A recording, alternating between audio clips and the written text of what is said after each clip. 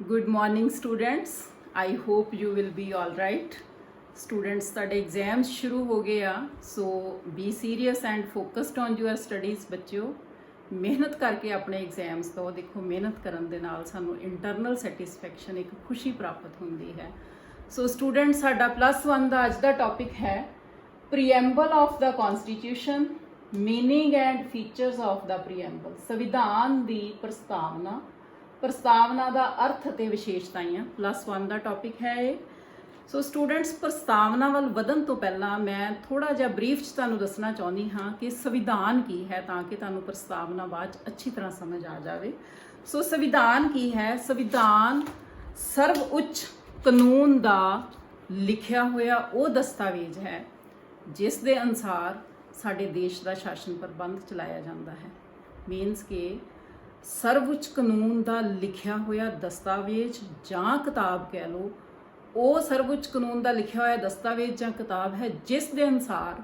ਜਿਸ ਦੇ ਅਧੀਨ ਸਾਡੇ ਦੇਸ਼ ਦਾ ਜਿਹੜਾ ਸ਼ਾਸਨ ਪ੍ਰਬੰਧ ਹੈ ਉਹ ਚੱਲਦਾ ਹੈ in English to what is constitution constitution is a written document of supreme legal authority according to which the whole government system of the country is run ਹੁਣ ਅਸੀਂ ਕੀ ਕਰਨਾ ਹੈ ਕਿ ਸੰਵਿਧਾਨ ਦੀ ਪ੍ਰਸਤਾਵਨਾ ਕੀ ਹੈ ਤੇ ਇਸ ਦੀਆਂ ਵਿਸ਼ੇਸ਼ਤਾਵਾਂ ਕੀ ਹਨ ਸੋ ਸਟੂਡੈਂਟਸ ਟੌਪਿਕ ਵੱਲ ਵਧਦੇ ਹਾਂ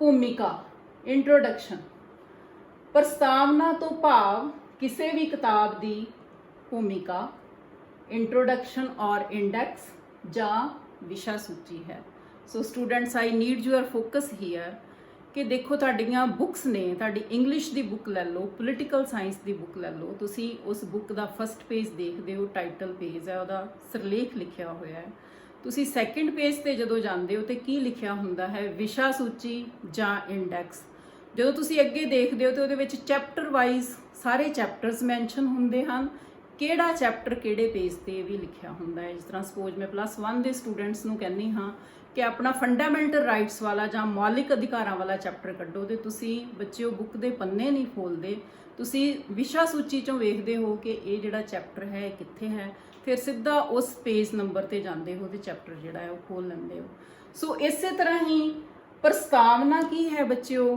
ਕਿ ਇਹ ਸੰਵਿਧਾਨ ਦੀ ਭੂਮਿਕਾ ਹੈ ਜਿਹੜਾ ਸਾਰਾ ਸੰਵਿਧਾਨ ਲਿਖਿਆ ਹੈ ਤੇ ਉਸ ਤੋਂ ਸੰਵਿਧਾਨ ਤੋਂ ਪਹਿਲਾਂ ਇੱਕ ਸਮਝ ਲਓ ਕਿ ਇਹ ਪ੍ਰਸਤਾਵਨਾ ਵਿਸ਼ਾ ਸੂਚੀ ਹੈ ਜਿਹਦੇ ਅਨੁਸਾਰ ਕਿ ਸੰਵਿਧਾਨ 'ਚ ਕੀ ਹੈ ਇਸ ਦੇ ਬਾਰੇ ਇਸ ਕਰਕੇ ਪ੍ਰਸਤਾਵਨਾ ਤੋਂ ਭਾਵ ਕਿ ਕਿਸੇ ਵੀ ਕਿਤਾਬ ਦੀ ਭੂਮਿਕਾ ਜਾਂ ਵਿਸ਼ਾ ਸੂਚੀ ਸੋ ਸੈਕਿੰਡ ਹੈ ਸੰਵਿਧਾਨ ਦੇ ਸਿਰਲੇਖ ਤੋਂ ਬਾਅਦ ਪ੍ਰਸਤਾਵਨਾ ਦਿੱਤੀ ਜਾਂਦੀ ਹੈ ਜਿਸ ਤਰ੍ਹਾਂ ਤੁਹਾਡੀ ਬੁੱਕ ਹੈ ਤੇ ਉਹਦਾ ਪਹਿਲਾਂ ਟਾਈਟਲ ਪੇਜ ਹੈ ਉਸ ਤੋਂ ਅੱਗੇ ਵਿਸ਼ਾ ਸੂਚੀ ਹੈ ਇਸੇ ਤਰ੍ਹਾਂ ਹੀ ਪਹਿਲਾਂ ਕੀ ਲਿਖਿਆ ਹੋਏਗਾ ਭਾਰਤ ਦਾ ਸੰਵਿਧਾਨ ਤੇ ਜਦੋਂ ਨੈਕਸਟ ਪੇਜ ਆਏਗਾ ਤੇ ਉੱਤੇ ਕੀ ਲਿਖਿਆ ਹੋਏਗਾ ਪ੍ਰਸਤਾਵਨਾ ਭਾਰਤ ਦੇ ਸੰਵਿਧਾਨ ਦੀ ਪ੍ਰਸਤਾਵਨਾ ਅਮਰੀਕਾ ਦੇ ਸੰਵਿਧਾਨ ਦਾ ਆਰੰਭ ਪਹਿਲੀ ਵਾਲੀ ਪ੍ਰਸਤਾਵਨਾ ਨਾਲ ਹੋਇਆ ਬੱਚਿਓ ਪਹਿਲੀ ਵਾਰ ਅਮਰੀਕਾ ਨੇ ਸਭ ਤੋਂ ਪਹਿਲਾਂ ਸੰਵਿਧਾਨ ਦੀ ਪ੍ਰਸਤਾਵਨਾ ਸ਼ੁਰੂ ਕੀਤੀ ਫਿਰ ਇਹ ਇੱਕ ਟ੍ਰੈਡੀਸ਼ਨ ਬਣ ਗਿਆ ਤੇ ਫਿਰ ਭਾਰਤੀ ਸੰਵਿਧਾਨ ਦਾ ਆਰੰਭ ਵੀ ਪ੍ਰਸਤਾਵਨਾ ਦੇ ਨਾਲ ਹੋਇਆ ਔਰ ਸਾਡੀ ਪ੍ਰਸਤਾਵਨਾ ਦਾ ਜਿਹੜਾ ਪਹਿਲੇ ਲਾਈਨ ਹੈ ਉਹ ਇੱਥੋਂ ਸ਼ੁਰੂ ਹੁੰਦੀ ਹੈ ਕਿ ਅਸੀਂ ਭਾਰਤ ਦੇ ਲੋਕ ਆਈ ਹੋਪ ਕਿ ਤੁਹਾਨੂੰ ਥੋੜਾ ਜਿਹਾ ਬੱਚਿਓ ਸਮਝ ਆ ਗਿਆ ਹੋਵੇਗਾ ਕਿ ਪ੍ਰਸਤਾਵਨਾ ਕੀ ਹੈ ਪ੍ਰਸਤਾਵਨਾ ਐਕਚੁਅਲੀ ਸੰਵਿਧਾਨ ਦੀ ਇੰਟਰੋਡਕਸ਼ਨ ਹੈ ਭੂਮਿਕਾ ਹੈ ਨੈਕਸਟ ਵਧਦੇ ਹਾਂ ਮੀਨਿੰਗ ਆਫ ਪ੍ਰੀਐਂਬਲ ਪ੍ਰਸਤਾਵਨਾ ਦਾ ਅਰਥ ਕੀ ਹੈ ਪ੍ਰਸਤਾਵਨਾ ਸੰਵਿਧਾਨ ਦਾ ਘੋਸ਼ਣਾ ਪੱਤਰ ਹੈ ਪ੍ਰਸਤਾਵਨਾ in English it is called preamble preamble is a declaration of the constitution so ਪ੍ਰਸਤਾਵਨਾ ਡਿਕਲੇਅਰ ਕਰਦੀ ਹੈ ਘੋਸ਼ਣਾ ਕਰਦੀ ਹੈ ਕਿ ਸੰਵਿਧਾਨ ਦੇ ਵਿੱਚ ਕੀ ਸ਼ਾਮਲ ਕੀਤਾ ਗਿਆ ਹੈ ਕੀ ਇਨਕਲੂਡਡ ਹੈ ਇਹ ਸੰਵਿਧਾਨ ਦੇ ਆਦਰਸ਼ਾਂ ਤੇ ਉਦੇਸ਼ਾਂ ਦਾ ਵਰਣਨ ਕਰਦੀ ਹੈ ਪ੍ਰਸਤਾਵਨਾ ਨੂੰ ਪੜ੍ਹਨ ਤੋਂ ਬਾਅਦ ਸਾਨੂੰ ਪਤਾ ਲੱਗਦਾ ਹੈ ਕਿ ਸੰਵਿਧਾਨ ਦੇ ਆਦਰਸ਼ ਤੇ ਉਦੇਸ਼ ਕੀ ਹਨ ਜਿਸ ਤਰ੍ਹਾਂ ਤੁਹਾਡੀ ਵਿਸ਼ਾ ਸੂਚੀ ਬੁੱਕ ਦੀ ਪੜ੍ਹਦੇ ਹੋ ਜਦੋਂ ਤੇ ਤੁਹਾਨੂੰ ਪਤਾ ਲੱਗ ਜਾਂਦਾ ਹੈ ਕਿ ਸਾਡੇ ਸਿਲੇਬਸ ਵਿੱਚ +1 'ਚ ਕਿਹੜੇ ਚੈਪਟਰਸ ਹਨ ਇਸੇ ਤਰ੍ਹਾਂ ਹੀ ਇਹ ਸੰਵਿਧਾਨ ਦੇ ਆਦਰਸ਼ਾਂ ਤੇ ਉਦੇਸ਼ਾਂ ਦਾ ਸਾਨੂੰ ਪ੍ਰੀਐਂਬਲ ਤੋਂ ਪ੍ਰਸਤਾਵਨਾ ਤੋਂ ਪਤਾ ਲੱਗ ਜਾਂਦਾ ਹੈ ਇਸ ਨੂੰ ਸੰਵਿਧਾਨ ਦਾ ਸ਼ੀਸ਼ਾ ਵੀ ਕਿਹਾ ਜਾਂਦਾ ਹੈ ਸਟੂਡੈਂਟਸ ਅਸੀਂ ਸ਼ੀਸ਼ੇ ਵਿੱਚ ਜਦੋਂ ਆਪਣੇ ਆਪ ਨੂੰ ਦੇਖਦੇ ਹਾਂ ਤੇ ਸਾਨੂੰ ਆਪਣੀ ਸਾਰੀ ਪਰਸਨੈਲਿਟੀ ਪਤਾ ਲੱਗ ਜਾਂਦੀ ਹੈ ਕਿ ਸਾਡੀ ਅਪੀਅਰੈਂਸ ਕਿਸ ਤਰ੍ਹਾਂ ਦੀ ਲੱਗ ਰਹੀ ਹੈ ਸੋ ਇਸੇ ਤਰ੍ਹਾਂ ਹੀ ਪ੍ਰਸਤਾਵਨਾ ਨੂੰ ਸੰਵਿਧਾਨ ਦਾ ਸ਼ੀਸ਼ਾ ਕਿਉਂ ਕਿਹਾ ਜਾਂਦਾ ਹੈ? Y it is called the mirror of constitution, ਕਿਉਂਕਿ ਇਹਦੇ ਥਰੂ ਸਾਨੂੰ ਪਤਾ ਲੱਗ ਜਾਂਦਾ ਹੈ ਕਿ ਸਾਡਾ ਸੰਵਿਧਾਨ ਕਿਸ ਤਰ੍ਹਾਂ ਦਾ ਹੈ।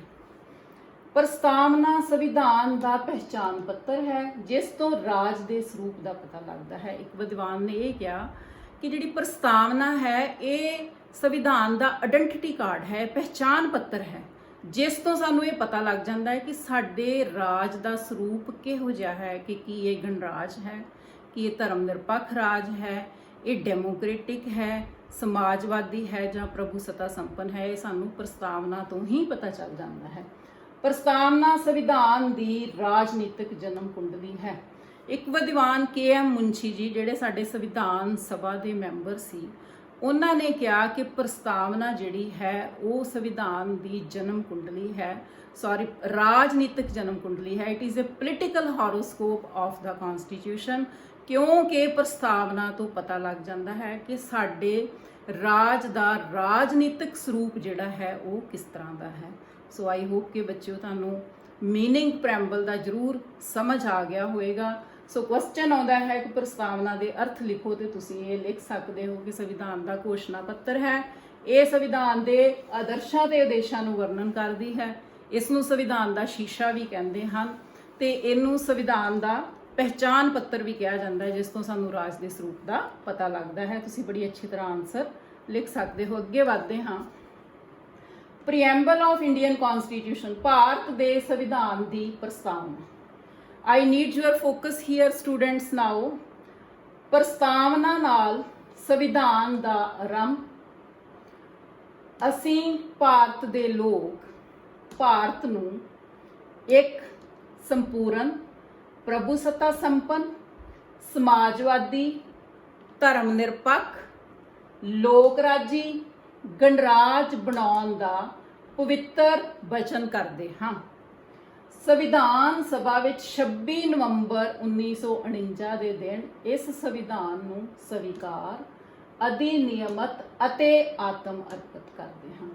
ਸੋ ਸਟੂਡੈਂਟਸ, ਸੰਵਿਧਾਨ ਦੇ ਟਾਈਟਲ ਪੇਜ ਤੋਂ ਬਾਅਦ ਨੈਕਸਟ ਜਿਹੜਾ ਹੈ ਸੰਵਿਧਾਨ ਦੀ ਸ਼ੁਰੂਆਤ ਉਹ ਇੱਥੋਂ ਹੁੰਦੀ ਹੈ। ਪ੍ਰਸਤਾਵਨਾ ਨਾਲ ਸੰਵਿਧਾਨ ਦਾ ਆਰੰਭ ਹੁੰਦਾ ਹੈ ਔਰ ਪਹਿਲੀ ਲਾਈਨ ਤੋਂ ਇੱਥੋਂ ਸ਼ੁਰੂ ਹੁੰਦਾ ਹੈ ਕਿ ਅਸੀਂ ਭਾਰਤ ਦੇ ਲੋਕ, ਮੀਨਸ ਅਸੀਂ ਸਾਰੇ ਭਾਰਤ ਦੇ ਨਾਗਰਿਕ, ਭਾਰਤ ਨੂੰ ਕਿਹੜਾ ਸਰੂਪ ਜਿਹੜਾ ਉਹਦੇ ਲਈ ਵਚਨਬੱਧ ਹਾਂ?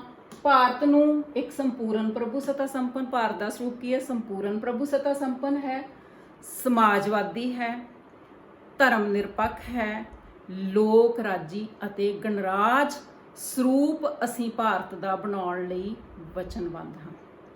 ਫਿਰ ਸੰਵਿਧਾਨ ਸਭਾ ਦੇ ਮੈਂਬਰ ਕੀ ਕਹਿ ਰਹੇ ਹਨ ਕਿ ਸੰਵਿਧਾਨ ਸਭਾ ਵਿੱਚ ਹੀ 26 ਨਵੰਬਰ 1949 ਦੇ ਦਿਨ ਸੰਵਿਧਾਨ ਪਾਸ ਹੋ ਗਿਆ ਹੈ, ਸੰਵਿਧਾਨ ਬਣ ਗਿਆ ਹੈ, ਤੇ ਅੱਜ ਸਾਰੇ ਅਸੀਂ ਕੀ ਵਚਨ ਕਰਦੇ ਹਾਂ ਕਿ ਅਸੀਂ ਇਸ ਸੰਵਿਧਾਨ ਨੂੰ ਸਵੀਕਾਰ ਕਰਦੇ ਹਾਂ, ਅਧਿਨਿਯਮਤ ਕਰਦੇ ਹਾਂ। ਅਧਿਨਿਯਮਤ ਮੀਨਸ ਅਸੀਂ ਇਹਦੇ ਨਿਯਮਾਂ ਨੂੰ ਮੰਨਣ ਲਈ ਪਾਬੰਦ ਹਾਂ ਅਤੇ ਆਤਮ ਅਰਪਿਤ ਕਰਦੇ ਹਾਂ, ਤੇ ਅਸੀਂ ਆਪਣੇ ਆਪ ਨੂੰ ਸੰਵਿਧਾਨ ਦੇ ਸਮਰਪਿਤ ਕਰਦੇ ਹਾਂ। ਆਈ ਹੋਪ ਕਿ ਤੁਹਾਨੂੰ ਇੱਥੇ ਸਮਝ ਆ ਗਿਆ ਹੋਵੇਗਾ ਕਿ ਇਹ ਸੰਵਿਧਾਨ ਦੀ ਪ੍ਰਸਤਾਵਨਾ ਹੈ ਤੇ ਸਾਡਾ ਸੰਵਿਧਾਨ ਦਾ ਆਰੰਭ ਇਸ ਪ੍ਰਸਤਾਵਨਾ ਦੇ ਨਾਲ ਸ਼ੁਰੂ ਹੁੰਦਾ ਹੈ।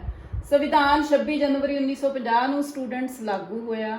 26 ਜਨਵਰੀ ਨੂੰ ਵਾਲਾ ਦਿਨ ਅਸੀਂ ਐਵਰੀ ਈਅਰ ਅਸੀਂ ਰਿਪਬਲਿਕ ਡੇ ਜਿਹੜਾ ਹੈ 26 ਜਨਵਰੀ ਨੂੰ ਸੈਲੀਬ੍ਰੇਟ ਕਰਦੇ ਹਾਂ ਔਰ ਸੰਵਿਧਾਨ ਨੂੰ ਬਣਾਉਣ 'ਚ 2 ਸਾਲ 11 ਮਹੀਨੇ ਤੇ 18 ਦਿਨ ਜਿਹੜੇ ਸੀ ਉਹ ਲੱਗੇ। ਨਾਓ ਸਟੂਡੈਂਟਸ, 42ਵੀਂ ਸੋਧ 1976 ਦੁਆਰਾ ਪ੍ਰਸਤਾਵਨਾ ਦੇ ਵਿੱਚ ਸਮਾਜਵਾਦੀ, ਧਰਮ ਨਿਰਪੱਖ ਸ਼ਬਦ ਤੇ ਰਾਸ਼ਟਰ ਦੀ ਅਖੰਡਤਾ, ਇੰਟੈਗ੍ਰਿਟੀ ਆਫ ਨੇਸ਼ਨ ਜਿਹੜੇ ਸਿਧਾਂਤ ਹੈ ਸ਼ਾਮਲ ਕੀਤੇ ਗਏ। ਇਟ ਮੀਨ ਜਦੋਂ ਸੰਵਿਧਾਨ ਬਣਿਆ ਸੀ, ਲਾਗੂ ਹੋਇਆ ਸੀ, ਉਦੋਂ ਇਹ ਸ਼ਬਦ ਨਹੀਂ ਸੀ, ਪਰ ਸੋਧ ਕਰਕੇ 42nd ਅਮੈਂਡਮੈਂਟ ਜਿਹੜੀ 1976 ਵਿੱਚ ਹੋਈ ਤਾਂ ਉਹਦੇ ਵਿੱਚ ਇਹ ਤਿੰਨੋਂ ਸਿਧਾਂਤ ਸ਼ਾਮਲ ਕੀਤੇ ਗਏ। ਕੁਐਸਚਨ ਆਉਂਦਾ ਹੈ ਕਿ ਇਹ ਸਿਧਾਂਤ ਕਦੋਂ ਸ਼ਾਮਲ ਕੀਤੇ ਗਏ? Socialist, secular and integrity of nation, and you can answer ਕਿ 42ਵੀਂ ਸੋਧ 1976 ਦੇ ਵਿੱਚ। ਸੋ ਸਟੂਡੈਂਟਸ, ਆਈ ਹੋਪ ਕਿ ਤੁਹਾਨੂੰ ਇਹ ਸਮਝ ਆ ਗਿਆ ਹੋਵੇਗਾ। ਅਮੈਂਡਮੈਂਟ ਮੀਨਸ ਹੁੰਦਾ ਹੈ ਕਿ ਜਦੋਂ ਕਿਸੇ ਚੀਜ਼ ਵਿੱਚ ਸੋਧ ਕਰਕੇ ਕੋਈ ਨਵਾਂ ਪ੍ਰਿੰਸੀਪਲ ਐਡ ਕੀਤਾ ਜਾਂਦਾ ਹੈ ਜਾਂ ਕੋਈ ਰਿਮੂਵ ਵੀ ਕੀਤਾ ਜਾਂਦਾ। ਜਿਸ ਤਰ੍ਹਾਂ +1 2 ਦਾ ਸਿਲੇਬਸ ਆਪਾਂ ਕਹਿੰਦੇ ਆ ਕਿ ਚੇਂਜ ਹੋਇਆ ਹੈ, ਇਟ ਮੀਨਸ ਕਿ ਉਹਦੇ ਵਿੱਚ ਅਮੈਂਡਮੈਂਟਸ ਕੀਤੀਆਂ ਗਈਆਂ ਹਨ। ਸੋ ਆਈ ਹੋਪ ਤੁਹਾਨੂੰ ਇੱਥੇ ਸਮਝ ਆ ਗਿਆ ਹੋਵੇਗਾ। ਅੱਗੇ ਵਧਦੇ ਹਾਂ। ਮੇਨ ਕਰੈਕਟਰਿਸਟਿਕਸ ਆਫ ਇੰਡੀਅਨ ਪ੍ਰੀਐਂਬਲ, ਭਾਰਤੀ ਪ੍ਰਸਤਾਵਨਾ ਦੀਆਂ ਵਿਸ਼ੇਸ਼ਤਾਵਾਂ, ਭਾਰਤੀ ਸੰਵਿਧਾਨ ਦੀ ਪ੍ਰਸਤਾਵਨਾ ਦੀਆਂ ਕੀ ਵਿਸ਼ੇਸ਼ਤਾਵਾਂ ਹਨ। ਮੈਂ ਇਹਨਾਂ ਦੇ 3 ਪੁਆਇੰਟਸ, ਮੇਜਰ ਪੁਆਇੰਟਸ ਬਣਾਏ ਹਨ।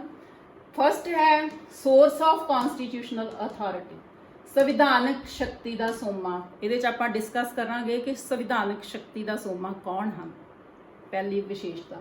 ਦੈਨ ਸੈਕੰਡ ਹੈ ਰਾਜ ਦਾ ਸਰੂਪ, ਨੇਚਰ ਆਫ ਸਟੇਟ, ਸਾਡੇ ਦੇਸ਼ ਦਾ ਸਰੂਪ ਜਿਹੜਾ ਹੈ ਉਹ ਕਿਹੜਾ ਮਿਥਿਆ ਗਿਆ ਹੈ, ਕਿਹੜੇ ਫੀਚਰ ਹਨ ਸਾਡੇ ਦੇਸ਼ ਦੇ ਸਰੂਪ ਦੇ। ਥਰਡ ਹੈ ਆਬਜੈਕਟਿਵਸ ਆਫ ਕਨਸਟੀਟਿਊਸ਼ਨ, ਸੰਵਿਧਾਨ ਦੇ ਉਦੇਸ਼, ਪ੍ਰੀਐਂਬਲ ਦੇ ਅਨੁਸਾਰ ਸੰਵਿਧਾਨ ਦੇ ਵਿੱਚ ਕਿਹੜੇ ਟੀਚੇ ਮਿਥੇ ਗਏ ਹਨ ਕਿ ਜਿਨ੍ਹਾਂ ਨੂੰ ਪੂਰਾ ਕਰਨ ਲਈ ਵਚਨਬੱਧ ਹਾਂ। ਸੋ ਅੱਗੇ ਵਧਦੇ ਹਾਂ ਸਟੂਡੈਂਟਸ, ਅਸੀਂ ਹੁਣ ਕਰੈਕਟਰਿਸਟਿਕਸ ਦੇ ਵੱਲ ਵਧ ਰਹੇ ਹਾਂ। ਫਸਟ ਹੈ ਸੋਰਸ ਆਫ ਕਨਸਟੀਟਿਊਸ਼ਨਲ ਅਥਾਰਟੀ, ਸ਼ਕਤੀ ਦਾ ਸੋਮਾ। Sovereignty and final authority is with the people, ਪ੍ਰਭੂ ਸੱਤਾ ਅਤੇ ਅੰਤਮ ਸ਼ਕਤੀ ਲੋਕਾਂ ਦੇ ਕੋਲ ਹੈ। ਸੋ ਸੰਵਿਧਾਨਕ ਸ਼ਕਤੀ ਦਾ ਸੋਮਾ ਕੌਣ ਹਨ, ਭਾਰਤ ਦੇ ਲੋਕ। ਸਟੂਡੈਂਟਸ ਅਸੀਂ ਹੁਣੇ ਹੀ ਕੀਤਾ ਕਿ ਪ੍ਰੀਐਂਬਲ ਦੇ ਸ਼ਬਦ ਇੱਥੋਂ ਸ਼ੁਰੂ ਹੁੰਦੇ ਹਨ ਕਿ ਵੀ ਦਾ ਪੀਪਲ ਆਫ ਇੰਡੀਆ, ਅਸੀਂ ਭਾਰਤ ਦੇ ਲੋਕ ਭਾਰਤ ਦੇ ਸੰਵਿਧਾਨ ਨੂੰ ਸਵੀਕਾਰ ਕਰਦੇ ਹਾਂ, ਅਧਿਨਿਯਮਤ ਕਰਦੇ ਹਾਂ ਅਤੇ ਆਤਮ ਅਰਪਿਤ ਕਰਦੇ ਹਾਂ। ਮੀਨਸ ਕਿ ਅਸੀਂ ਭਾਰਤ ਦੇ ਲੋਕਾਂ ਨੇ ਆਪ ਹੀ ਸੰਵਿਧਾਨ ਨੂੰ ਰਚਿਆ ਹੈ। ਹੁਣ ਅਸੀਂ ਇਹਦੇ ਕਾਨੂੰਨਾਂ ਨੂੰ ਮੰਨਣ ਲਈ ਪਾਬੰਦ ਹਾਂ ਤੇ ਅਸੀਂ ਇਸ ਦੇ ਅੱਗੇ ਸਮਰਪਿਤ ਹੁੰਦੇ ਹਾਂ। ਸੋ ਸਟੂਡੈਂਟਸ, ਇਸ ਤੋਂ ਭਾਵ ਹੈ ਕਿ ਭਾਰਤ ਦੇ ਸੰਵਿਧਾਨ ਨੂੰ ਰਚਣ ਵਾਲੇ ਕੌਣ ਸੀ, ਭਾਰਤ ਦੇ ਲੋਕ। ਭਾਰਤ ਦੇ ਲੋਕਾਂ ਨੇ ਹੀ ਸੰਵਿਧਾਨ ਨੂੰ ਬਣਾਇਆ ਤੇ ਅੰਤਮ ਸ਼ਕਤੀ ਦਾ ਸੋਮਾ ਭਾਰਤ ਦੇ ਲੋਕਾਂ ਨੂੰ ਹੀ ਦਿੱਤਾ ਗਿਆ। ਉਹ ਕਿੱਥੋਂ ਪ੍ਰੂਵ ਹੋਇਆ, ਕਿਉਂਕਿ ਸਾਨੂੰ ਬਾਲਗ ਮਤ ਅਧਿਕਾਰ ਦਾ ਹੱਕ ਦਿੱਤਾ ਗਿਆ, ਰਾਈਟ ਟੂ ਅਡਲਟ ਫਰੈਂਚਾਈਜ਼। ਹਰ ਭਾਰਤੀ ਨਾਗਰਿਕ ਜਿਹੜਾ ਹੈ ਉਹ ਵੋਟ ਪਾਉਣ ਦਾ ਹੱਕਦਾਰ ਹੈ ਤੇ ਕੋਈ ਡਿਸਕ੍ਰਿਮੀਨੇਸ਼ਨ ਨਹੀਂ ਕੀਤੀ ਜਾਂਦੀ। ਆਪਣੀਆਂ ਸਰਕਾਰਾਂ ਦਾ ਗਠਨ ਅਸੀਂ ਵੋਟਾਂ ਪਾ ਕੇ ਆਪ ਕਰਦੇ ਹਾਂ ਤੇ ਉਹਨਾਂ ਸਰਕਾਰਾਂ ਨੂੰ ਆਪਣੇ ਲਈ ਨੁਮਾਇੰਦਿਆਂ ਨੂੰ ਜ਼ਿੰਮੇਵਾਰ ਬਣਾਉਂਦੇ ਹਾਂ। ਜੇ ਉਹ ਜ਼ਿੰਮੇਵਾਰੀ ਨਾਲ ਨਹੀਂ ਕੰਮ ਕਰਦੇ ਤਾਂ ਭਾਰਤ ਦੇ ਲੋਕਾਂ ਨੂੰ ਇਹ ਹੱਕ ਹੈ ਕਿ ਜਦੋਂ ਅਗਲੀ ਵਾਰੀ 5 ਸਾਲ ਬਾਅਦ ਇਲੈਕਸ਼ਨਸ ਹੁੰਦੀਆਂ ਹਨ ਤਾਂ ਉਹ ਉਹਦਾ ਬਦਲਾਅ ਕਰ ਸਕਦੇ ਹਨ। ਸੋ ਆਈ ਹੋਪ ਕਿ ਤੁਹਾਨੂੰ ਸਮਝ ਆਇਆ ਕਿ ਪ੍ਰਭੂ ਸੱਤਾ ਤੇ ਅੰਤਮ ਸ਼ਕਤੀ ਜਿਹੜੀ ਹੈ ਉਹ ਲੋਕਾਂ ਦੇ ਕੋਲ ਹੈ। Constituent assembly members are representatives of the people, ਸੰਵਿਧਾਨ ਦੇ ਰਚਨਹਾਰੇ ਲੋਕਾਂ ਦੇ ਪ੍ਰਤੀਨਿਧ ਸਨ। ਬਿਲਕੁਲ ਠੀਕ। ਸੰਵਿਧਾਨ ਸਭਾ ਦੇ ਸਾਰੇ ਹੀ ਮੈਂਬਰ ਬਹੁਤ ਹੀ ਹਰਮਨ ਪਿਆਰੇ ਸਨ, ਵੈਰੀ ਐਮੀਨੈਂਟ ਐਂਡ ਪਪੂਲਰ ਤੇ ਆਜ਼ਾਦੀ ਘੁਲਾਟੀਏ ਸਨ, ਵਿਦਵਾਨ ਸੀ। ਉਹਨਾਂ ਨੂੰ ਸੰਵਿਧਾਨ ਦੇ ਰਚਣ ਲੱਗਿਆ ਇਹ ਪਤਾ ਸੀ ਕਿ ਭਾਰਤ ਦੇ ਨਾਗਰਿਕਾਂ ਦੀਆਂ ਮਜਬੂਰੀਆਂ ਕੀ ਹਨ, ਮੁਸ਼ਕਲਾਂ ਕੀ ਹਨ ਤੇ ਇਛਾਵਾਂ ਕੀ ਹਨ। ਬੇਸ਼ੱਕ ਸੰਵਿਧਾਨ ਦੇ ਸਭਾ ਦੇ ਮੈਂਬਰ ਜਿਹੜੇ ਸੀ ਉਦੋਂ ਚੁਣੇ ਨਹੀਂ ਸੀ ਗਏ ਲੋਕਾਂ ਦੁਆਰਾ, ਕਿਉਂਕਿ ਹਾਲਾਤ ਇਸ ਤਰ੍ਹਾਂ ਦੇ ਨਹੀਂ ਸੀ। ਪਰ ਜਦੋਂ ਸਾਡੇ ਦੇਸ਼ ਵਿੱਚ 1952 ਵਿੱਚ ਪਹਿਲੀਆਂ ਇਲੈਕਸ਼ਨਸ ਹੋਈਆਂ ਤੇ ਸੰਵਿਧਾਨ ਸਭਾ ਦੇ ਆਲਮੋਸਟ ਸਾਰੇ ਹੀ ਮੈਂਬਰ ਜਿਹੜੇ ਸੀ ਉਹ ਲੋਕਾਂ ਦੁਆਰਾ ਸਿੱਧੇ ਤੌਰ ਤੇ ਚੁਣੇ ਗਏ ਸਨ। ਸੋ ਸੰਵਿਧਾਨ ਨੂੰ ਰਚਣ ਵਾਲੇ ਜਿਹੜੇ ਸੀ ਉਹ ਲੋਕਾਂ ਦੇ ਹਰਮਨ ਪਿਆਰੇ ਪ੍ਰਤੀਨਿਧ ਸਨ ਤੇ ਉਹਨਾਂ ਨੇ ਲੋਕਾਂ ਦੀਆਂ, ਨਾਗਰਿਕਾਂ ਦੀਆਂ ਇਛਾਵਾਂ ਨੂੰ ਮੁੱਖ ਰੱਖ ਕੇ ਭਾਰਤ ਦੇ ਸੰਵਿਧਾਨ ਦੀ ਰਚਨਾ ਕੀਤੀ। ਸੋ ਇਹ ਖਾਸ ਵਿਸ਼ੇਸ਼ਤਾ ਹੈ ਜੋ ਪ੍ਰੀਐਂਬਲ ਬਿਆਨ ਕਰਦੀ ਹੈ ਕਿ ਸਾਡੇ ਸੰਵਿਧਾਨ ਦੀ ਇਹ ਵਿਸ਼ੇਸ਼ਤਾ ਹੈ ਕਿ ਅੰਤਮ ਸ਼ਕਤੀ ਦਾ ਸੋਮਾ ਭਾਰਤ ਦੇ ਲੋਕ ਹਨ। ਅੱਗੇ ਵਧਦੇ ਹਾਂ। ਨੇਚਰ ਆਫ ਦਾ ਸਟੇਟ, ਰਾਜ ਦਾ ਸਰੂਪ। India is a sovereign state. So ਪਹਿਲਾ ਸਰੂਪ ਕੀ ਹੈ ਭਾਰਤ ਦਾ ਕਿ ਹੁਣ ਭਾਰਤ ਜਿਹੜਾ ਹੈ ਉਹ ਪ੍ਰਭੂ ਸੱਤਾ ਸੰਪੰਨ ਦੇਸ਼ ਹੈ। ਇਹ ਕਿੱਥੋਂ ਸਿੱਧ ਹੁੰਦਾ ਹੈ ਕਿ ਭਾਰਤ ਅੰਦਰੂਨੀ ਅਤੇ ਬਾਹਰੀ ਕੰਟਰੋਲ ਤੋਂ ਮੁਕਤ ਹੈ। ਜਦੋਂ ਸਾਡਾ ਸੰਵਿਧਾਨ 26 ਜਨਵਰੀ 1950 ਨੂੰ ਲਾਗੂ ਹੋ ਗਿਆ, ਸਾਡਾ ਦੇਸ਼ ਪੂਰੀ ਤਰ੍ਹਾਂ ਪ੍ਰਭੂ ਸੱਤਾ ਸੰਪੰਨ ਬਣ ਗਿਆ। ਇਹਦਾ ਸਰੂਪ ਕੀ ਹੈ, ਪ੍ਰਭੂ ਸੱਤਾ ਸੰਪੰਨ ਦੇਸ਼ ਹੋ ਗਿਆ, ਕਿਉਂਕਿ ਸਾਡੇ ਭਾਰਤ ਜਿਹੜਾ ਹੈ ਨੀਤੀ ਨਿਰਮਾਣ ਵਿੱਚ ਪੂਰੀ ਤਰ੍ਹਾਂ ਸੁਤੰਤਰ ਹੈ ਤੇ ਅੰਤਮ ਸ਼ਕਤੀ ਭਾਰਤ ਦੇ ਲੋਕਾਂ ਕੋਲ ਹੈ। ਭਾਰਤ ਦੇ ਲੋਕ ਵੋਟਾਂ ਦੇ ਥਰੂ ਆਪਣੀਆਂ ਸਰਕਾਰਾਂ ਆਪ ਬਣਾਉਂਦੇ ਹਨ। ਇਸ ਤੋਂ ਇਲਾਵਾ ਨੀਤੀ ਨਿਰਮਾਣ ਵਿੱਚ ਸਾਡੇ ਦੇਖੋ ਦੇਸ਼ ਦੇ ਪ੍ਰਧਾਨ ਮੰਤਰੀ, ਮੰਤਰੀ ਮੰਡਲ ਦੀ ਸਰਕਾਰ, ਪ੍ਰਧਾਨ ਮੰਤਰੀ ਆਪਣੀਆਂ ਪਾਲਿਸੀਜ਼ ਬਣਾਉਣ ਵਿੱਚ ਬਿਲਕੁਲ ਆਜ਼ਾਦ ਹਨ। ਉਹਨਾਂ ਨੂੰ ਬਾਹਰੀ ਕੰਟਰੋਲ ਤੋਂ ਬਿਲਕੁਲ ਮੁਕਤ ਹਨ। ਕੋਈ ਵੀ ਦੇਸ਼ ਸਾਡੇ ਉੱਤੇ ਕਿਸੇ ਦਾ ਕੋਈ ਕੰਟਰੋਲ ਨਹੀਂ, ਅੰਦਰੂਨੀ ਮਾਮਲਿਆਂ 'ਚ, ਬਾਹਰੀ ਮਾਮਲਿਆਂ ਦੇ ਵਿੱਚ ਪੂਰੀ ਤਰ੍ਹਾਂ ਅਸੀਂ ਆਜ਼ਾਦ ਹਾਂ। ਨੀਤੀ ਨਿਰਮਾਣ ਅਸੀਂ ਪੂਰੀ ਸੁਤੰਤਰਤਾ ਦੇ ਨਾਲ ਕਰਦੇ ਹਾਂ। ਸੋ ਸੋਵਰਨ ਸਰੂਪ ਦਾ ਮਤਲਬ ਕੀ ਹੈ, ਪ੍ਰਭੂ ਸੱਤਾ ਸਰੂਪ ਦਾ ਬੱਚਿਓ ਮਤਲਬ ਕੀ ਹੈ? ਅੰਦਰੂਨੀ ਅਤੇ ਬਾਹਰੀ ਤੌਰ ਤੇ ਪੂਰਨ ਆਜ਼ਾਦੀ। ਆਈ ਹੋਪ ਕਿ ਤੁਹਾਨੂੰ ਸਮਝ ਆਇਆ ਹੋਵੇਗਾ। ਸੈਕਿੰਡ ਵੱਲ ਵੱਧ ਰਹੇ ਹਾਂ। India is A socialist state. Bharat ਇੱਕ ਸਮਾਜਵਾਦੀ ਰਾਜ ਹੈ। ਸਟੂਡੈਂਟਸ 42ਵੀਂ ਸੋਧ 1976 ਦੇ ਵਿੱਚ ਇਹ ਸ਼ਬਦ ਸੋਸ਼ਲਿਸਟ ਜਿਹੜਾ ਸੀ ਉਹ ਐਡ ਹੋਇਆ ਸੀਗਾ। ਸਮਾਜਵਾਦੀ ਤੋਂ ਭਾਵ ਹੈ ਕਿ ਕੋਈ ਵੀ ਵਿਅਕਤੀ ਸਮਾਜਿਕ ਤੌਰ ਤੇ, ਆਰਥਿਕ ਤੌਰ ਤੇ, ਰਾਜਨੀਤਿਕ ਤੌਰ ਤੇ ਕਿਸੇ ਵੀ ਵਿਅਕਤੀ ਦੇ ਨਾਲ ਕਿਸੇ ਪ੍ਰਕਾਰ ਦਾ ਸ਼ੋਸ਼ਣ ਨਹੀਂ ਹੋਏਗਾ। ਸਮਾਜਿਕ ਤੌਰ ਤੇ ਰੰਗ, ਨਸਲ, ਜਾਤ ਪਾਤ, ਧਰਮ ਦੇ ਆਧਾਰ ਤੇ ਕੋਈ ਭੇਦਭਾਵ ਨਹੀਂ ਕੀਤਾ ਜਾਏਗਾ। ਹਰ ਵਿਅਕਤੀ ਕਾਨੂੰਨ ਦੇ ਸਾਹਮਣੇ ਸਮਾਨ ਹੈ। ਸਾਰਿਆਂ ਨੂੰ ਬਰਾਬਰ ਦੇ ਡਿਵੈਲਪਮੈਂਟ ਦੇ ਮੌਕੇ ਜਿਹੜੇ ਪ੍ਰਾਪਤ ਹਨ। ਸਾਡੇ ਸੰਵਿਧਾਨ ਦੇ ਰਚਨਹਾਰਿਆਂ ਨੇ ਬੱਚਿਓ ਬੜੇ ਉੱਚੇ ਆਦਰਸ਼ ਰੱਖੇ ਸੀ ਉਸ ਟਾਈਮ ਤੇ, ਬੜੇ ਉੱਚੇ ਸੁਪਨੇ ਲਏ ਸੀ ਕਿ ਸਾਡੇ ਭਾਰਤ ਦਾ ਸਰੂਪ ਜਿਹੜਾ ਹੈ ਉਹ ਇੰਜ ਦਾ ਹੋਣਾ ਚਾਹੀਦਾ ਹੈ। ਇਸੇ ਤਰ੍ਹਾਂ ਹੀ ਇਕਨੋਮਿਕ ਮੀਨਸ ਆਰਥਿਕ ਤੌਰ ਤੇ ਹਰ ਵਿਅਕਤੀ ਨੂੰ ਆਪਣੀ ਰੋਜੀ ਰੋਟੀ ਕਮਾਉਣ ਦਾ ਪੂਰਾ ਹੱਕ ਹੋਏਗਾ। ਉਹਦੀਆਂ 3 ਲੋੜਾਂ ਰੋਟੀ, ਕੱਪੜਾ ਤੇ ਮਕਾਨ ਜਿਹੜੀਆਂ ਉਹ ਪੂਰੀਆਂ ਹੋਣੀਆਂ ਚਾਹੀਦੀਆਂ ਹਨ। ਕੋਈ ਲੁੱਟ ਖਸੁੱਟ ਨਹੀਂ ਹੋਏਗੀ। ਇਸੇ ਲਈ ਕੰਮ ਕਰਨ ਦੇ ਸਮੇਂ ਜਿਹੜੇ ਸੀ ਉਹ ਨਿਸ਼ਚਿਤ ਹੋਏ। ਜੇ ਕੋਈ ਬੇਸਹਾਰਾ ਹੈ, ਕੋਈ ਮਜਬੂਰੀ ਹੈ, ਕੋਈ ਫਿਜ਼ੀਕਲੀ ਚੈਲੰਜਡ ਹੈ ਤਾਂ ਉਹਦੀ ਸੁਰੱਖਿਆ ਨੂੰ ਯਕੀਨੀ ਬਣਾਉਣ ਦਾ ਟੀਚਾ ਵੀ ਮਿੱਥਿਆ ਗਿਆ। ਇਸ ਤੋਂ ਇਲਾਵਾ ਜਿਹੜੀਆਂ ਮਿਨੋਰਿਟੀਜ਼ ਹਨ, ਘੱਟ ਗਿਣਤੀਆਂ ਹਨ, ਉਹਨਾਂ ਦੀ ਸੁਰੱਖਿਆ ਦੇ ਵੀ ਨਿਯਮ ਜਿਹੜੇ ਸੀ ਉਹ ਘੜੇ ਗਏ। ਇਸ ਤੋਂ ਇਲਾਵਾ ਸਟੂਡੈਂਟਸ ਰਾਜਨੀਤਿਕ ਤੌਰ ਦੇ ਉੱਪਰ ਵੀ ਕਿਸੇ ਨਾਲ ਕੋਈ ਸ਼ੋਸ਼ਣ ਨਹੀਂ ਹੋਏਗਾ। ਸੋ ਰਾਜਨੀਤਿਕ ਤੌਰ ਤੇ ਸਾਨੂੰ ਵੋਟ ਪਾਉਣ ਦਾ ਹੱਕ ਦਿੱਤਾ ਗਿਆ। ਅਸੀਂ ਪੋਲੀਟੀਕਲ ਪਾਰਟੀਆਂ ਫਾਰਮ ਕਰ ਸਕਦੇ ਹਾਂ। Right to express our thoughts ਦਾ ਸਾਨੂੰ ਅਧਿਕਾਰ ਮਿਲਿਆ। ਦੈਨ ਆਪਣੀਆਂ ਸੰਸਥਾਵਾਂ ਆਪਾਂ ਬਣਾ ਸਕਦੇ ਹਾਂ। ਸਰਕਾਰ ਦੀ ਆਲੋਚਨਾ ਕਰ ਸਕਦੇ ਹਾਂ। ਪ੍ਰੈਸ ਦੀ ਆਜ਼ਾਦੀ ਮਿਲੀ। ਸੋ ਇਸ ਤਰ੍ਹਾਂ ਭਾਰਤ ਦੇਸ਼ ਦਾ ਪ੍ਰੀਐਂਬਲ ਦੇ ਅਨੁਸਾਰ ਸੰਵਿਧਾਨ ਦੇ ਵਿੱਚ ਸਮਾਜਵਾਦੀ ਸਰੂਪ ਜਿਹੜਾ ਨਿਸ਼ਚਿਤ ਕੀਤਾ ਗਿਆ, ਜਿਹਦੇ ਵਿੱਚ ਸਮਾਜਿਕ, ਆਰਥਿਕ ਤੇ ਰਾਜਨੀਤਿਕ ਬਰਾਬਰਤਾ ਨੂੰ ਕਾਇਮ ਕਰਨ ਦਾ ਬੜਾ ਵੱਡਾ ਆਦਰਸ਼ ਤੇ ਜਿਹੜਾ ਸੁਪਨਾ ਸੀ ਉਹ ਦੇਖਿਆ ਗਿਆ। ਸੋ ਸਟੂਡੈਂਟਸ ਬੇਸ਼ੱਕ ਹਾਲੇ ਪੂਰੀ ਤਰ੍ਹਾਂ ਸਮਾਜਵਾਦੀ ਦੇਸ਼ ਅਸੀਂ ਨਹੀਂ ਕਹਿ ਸਕਦੇ ਭਾਰਤ ਨੂੰ, ਪਰ ਇਹ ਸੁਪਨਾ, ਇਹ ਆਦਰਸ਼ ਜ਼ਰੂਰ ਉਸ ਟਾਈਮ ਤੇ ਸੰਵਿਧਾਨ ਸਭਾ ਦੇ ਮੈਂਬਰਸ ਨੇ ਸਾਡੇ ਦੇਸ਼ ਲਈ ਜ਼ਰੂਰ ਰੱਖਿਆ ਸੀ ਕਿ ਦੇਸ਼ ਦਾ ਸਰੂਪ ਜਿਹੜਾ ਹੈ ਉਹ ਸਮਾਜਵਾਦੀ ਹੈ। ਅੱਗੇ ਵਧਦੇ ਹਾਂ।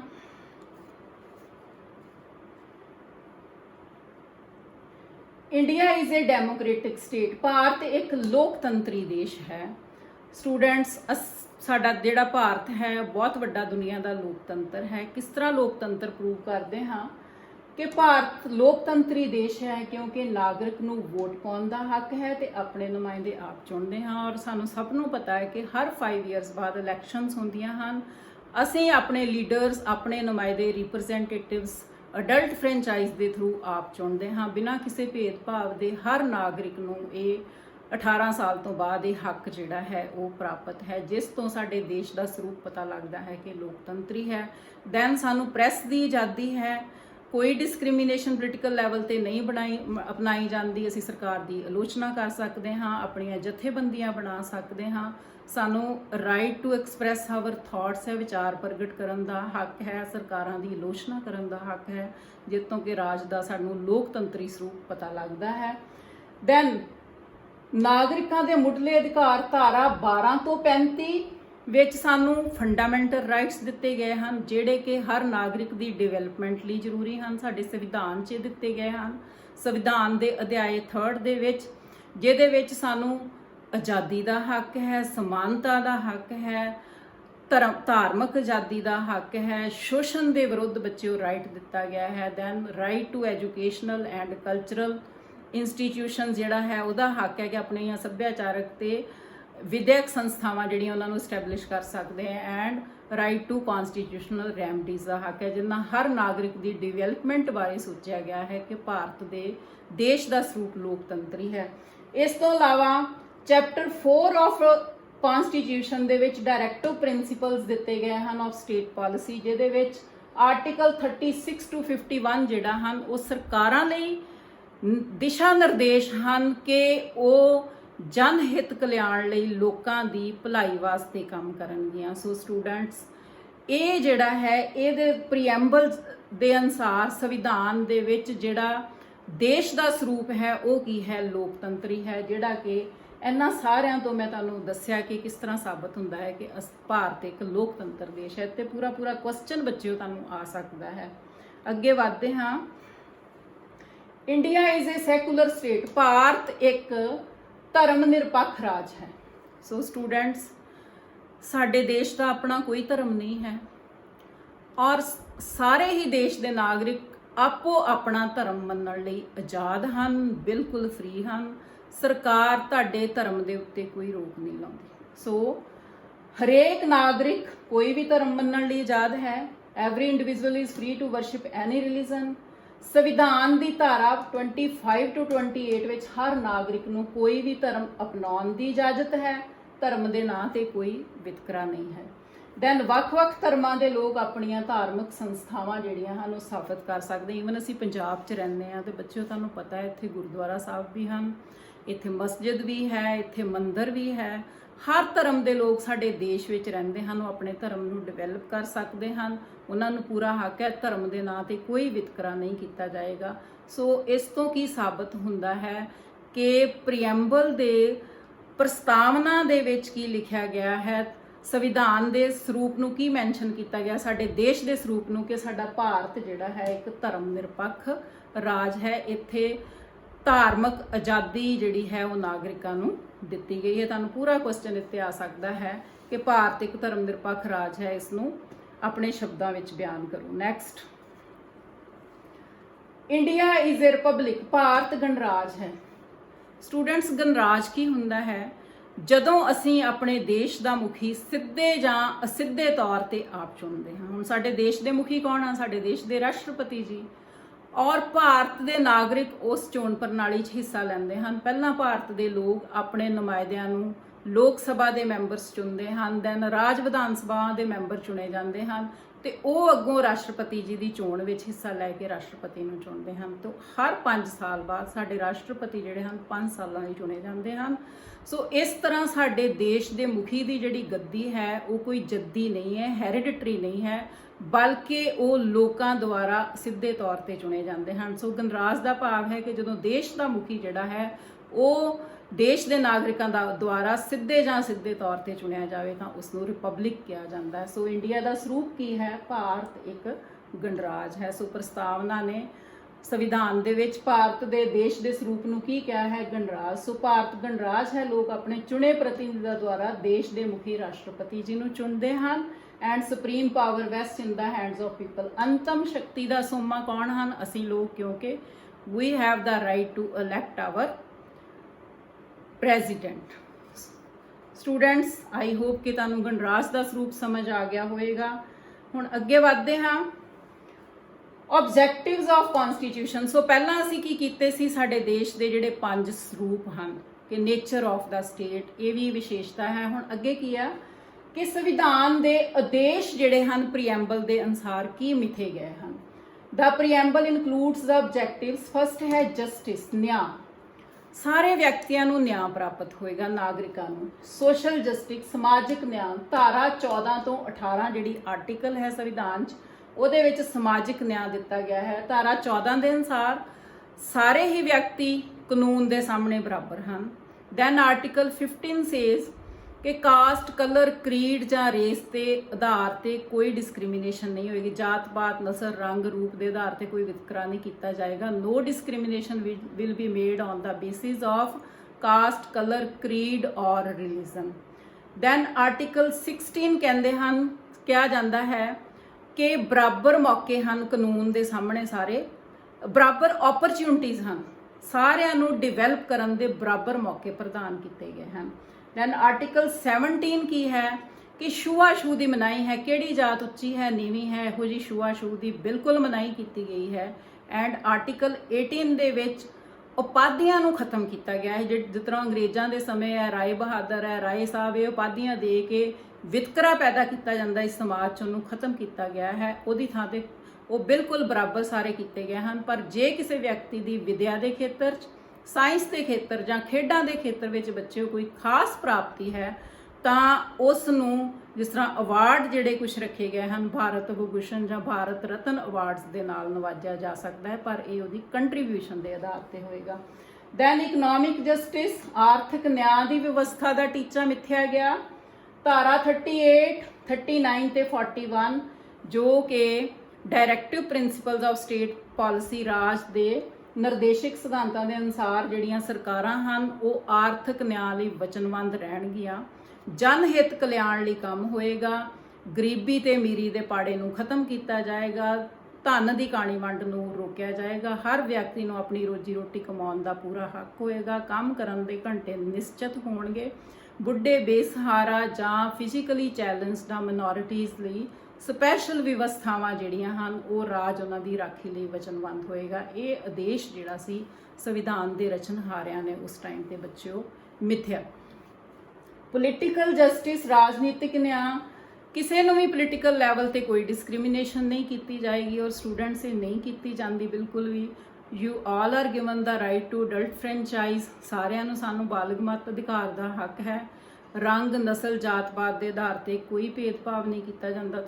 ਚੋਣਾਂ ਲੜ ਸਕਣ ਦਾ ਹੱਕ ਹੈ। ਸਰਕਾਰ ਦੀ ਆਲੋਚਨਾ, ਪ੍ਰੈਸ ਦੀ ਆਜ਼ਾਦੀ, ਆਪਣੀਆਂ ਸੰਸਥਾਵਾਂ।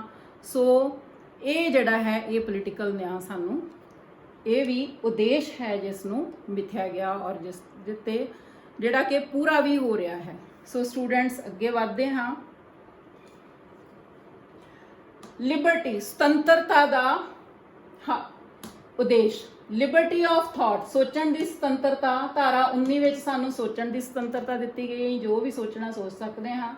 Freedom of expression, article 19A ਵਿੱਚ ਇਨਕਲੂਡ ਕੀਤਾ ਗਿਆ ਕਿ ਤੁਹਾਨੂੰ ਸੋਚਣ ਤੱਕ ਹੀ ਨਹੀਂ ਹੈ ਆਜ਼ਾਦੀ, ਤੁਸੀਂ ਉਹਨੂੰ ਐਕਸਪ੍ਰੈਸ ਵੀ ਕਰ ਸਕਦੇ ਹੋ। ਨਿਊਜ਼ਪੇਪਰ ਦੇ ਥਰੂ, ਟੀਵੀ ਦੇ through, electronics media, print media ਦੇ through you can express your thoughts.